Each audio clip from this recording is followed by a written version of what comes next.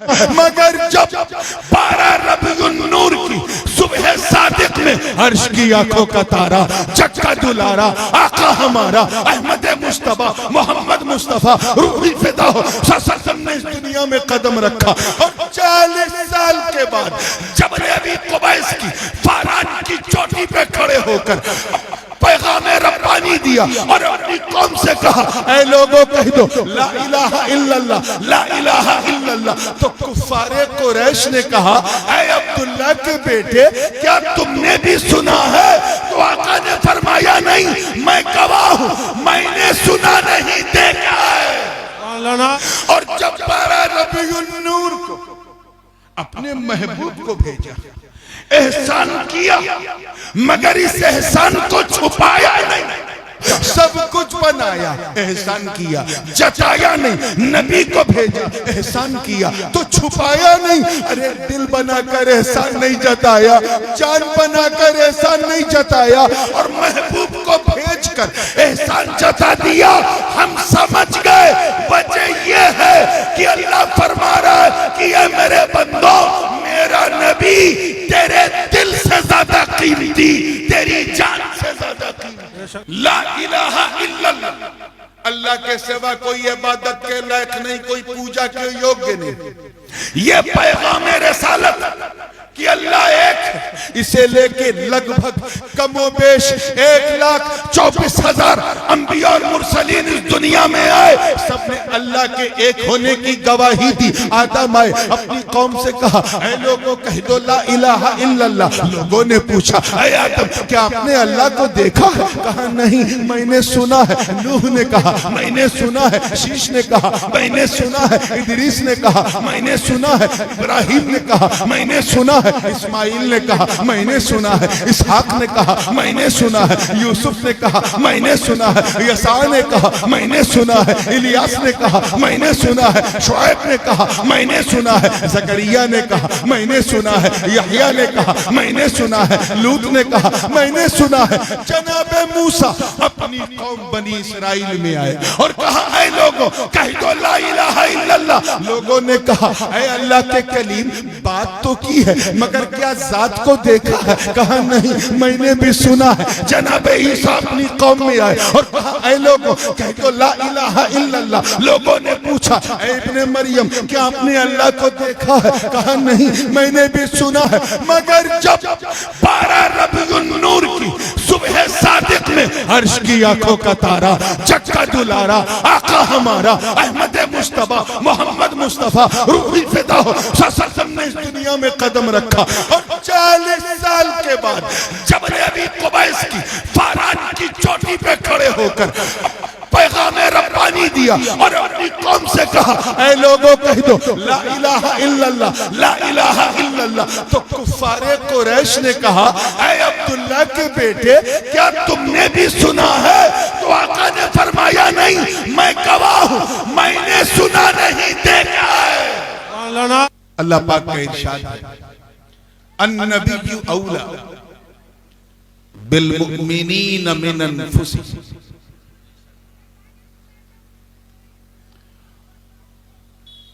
मुफस्सिरीन और मुतरजिमीन उनकी आरा को अगर इसमें शामिल करके बात की जाए तो इसके 3 ऐसे तर्जुमे हैं जो बड़े बेमिसाल हैं और तीनों सही तर्जुमे। पहला तो ये कि नबी मोमिनीन की जान से ज्यादा करीब है। क्या बोलिए क्या है? नबी मोमिनीन की जान से ज्यादा करीब है। यहां औला बमाना अकरब, जान इतनी करीब है कि नजर नहीं आती। अब सोचो हुजूर कितने करीब है जो हमारी जान से ज्यादा करीब। हुजूर शेखुल इस्लाम फरमाते हैं कि जो मेरी जान से ज्यादा करीब है मुझसे, उन्हें मैं ढूंढ रहा हूं, मुझे हुआ क्या है। एक तर्जमा तो इसका ये है, ठीक है, कैच कर लिया आप लोगों ने। आइए एक दूसरा तर्जमा, नबी मोमिनीन की जान से ज्यादा प्यारे। कीमती हैं, अहम हैं, बहुमूल्य हैं। जान इतनी कीमती होती है कि कोई किसी को देने को तैयार नहीं। अब सोचो हुजूर कितने महबूब हैं जो हमारी जान से ज्यादा। क्लियर हो गया? अब आइए एक तीसरा तर्जुमा भी जो बहुत ही राज है। ज्यादातर जो उलमाए मुतसव्विफीन हैं और जो अरबाबे तसव्वुफ और अरबाबे सुलूक हैं, उन्होंने तरजीह दी है, और वो ये है कि अन्नबिय्यु औला बिल मोमिनीन मिन अनफुसिहिम। नबी मोमिनीन की जान के मालिक।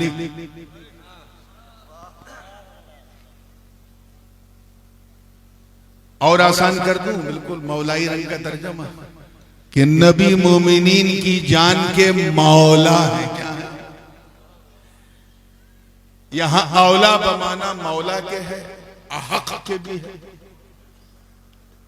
इसीलिए तो इस्लाम में खुदकुशी करना हराम है, क्योंकि हमने जान को अपनी चीज समझी। वो कब हमारी थी, उस पे तो अल्लाह और उसके रसूल का हक है। आइए पहले माने की तरफ, और जैसे आप सुनेंगे वैसे ही सुनाऊंगा। नबी मोमिनीन की जान से ज्यादा करीब है। क्या है? अच्छा एक बात बताओ बिल्कुल ईमानदारी से, क्या आपने अपनी जान को देखा है? Have you seen your life by your own eyes? देखा है अपनी जान को? बोलो भाई, मुंह से बोलो। अगर कोई नाबीना खतीब आपके यहाँ आ गया तो समझेगा कि सब गूंगे हैं, क्योंकि वो गर्दन हिलती तो देखेगा नहीं। तो जरा मुंह से बोलो, जान को देखा? कैसी बात करते हो? आजकल के नौजवानों के सामने ये ना कहना, वो तो चलते फिरते कहते वो देखो मेरी जान जा रही है। अगर कोई ऐसी बकवास करे कि मेरी जान जा रही है तो कुछ झगड़ा मत करना, हाथ उठा के आमीन कह देना ताकि चली जाए। तमाशा बना रखा है, जान ना हुई खेल हो गया। आइए मुस्कुरा के थोड़ा फ्रेश हुए हैं तो जहन को वहीं लाइए। आइए जान मैं दिखाता हूं, कैसे दावा करना नहीं देखा। एक चूंटी भी अगर पांव में काट ले, मच्छर तो बहुत बड़ी बात है, तो उफ निकलता है। अगर किसी ने डॉक्टर ने इंजेक्शन लगाया, दर्द हुई, तकलीफ हुई, तो क्या कहते हैं आप? ए डॉक्टर साहब जरा आराम से, आपने तो ऐसा लगाया जैसे लगा जान निकल गई।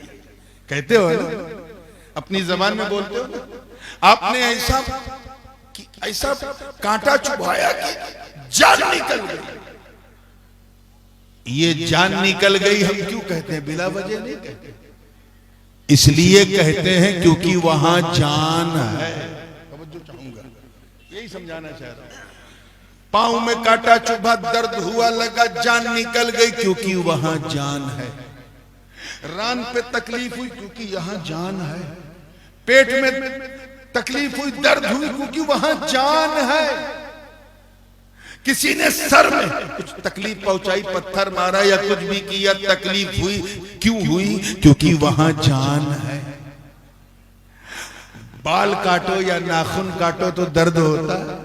बोलिए नहीं होता। क्यों? क्योंकि वहां जान नहीं। अल्लाह करे आप समझ जाए। तो दर्द वही है जहां जान,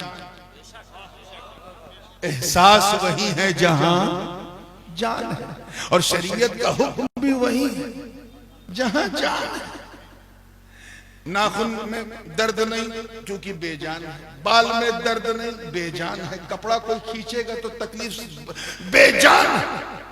तो जहां जान है वहां एहसास है। तो सर से लेकर पांव तक, तवज्जो चाहूंगा, सर से लेकर पांव तक, हर वक्त, हर लम्हा, हर जगह जान मौजूद। जान इतना करीब है कि सर पे हाथ रखो तो वहां भी जान, पांव पे हाथ रखो तो वहां भी जान। तो पूरी बॉडी में हर जगह जान मौजूद है। तो यार सैफनी वालों, जब जान इतनी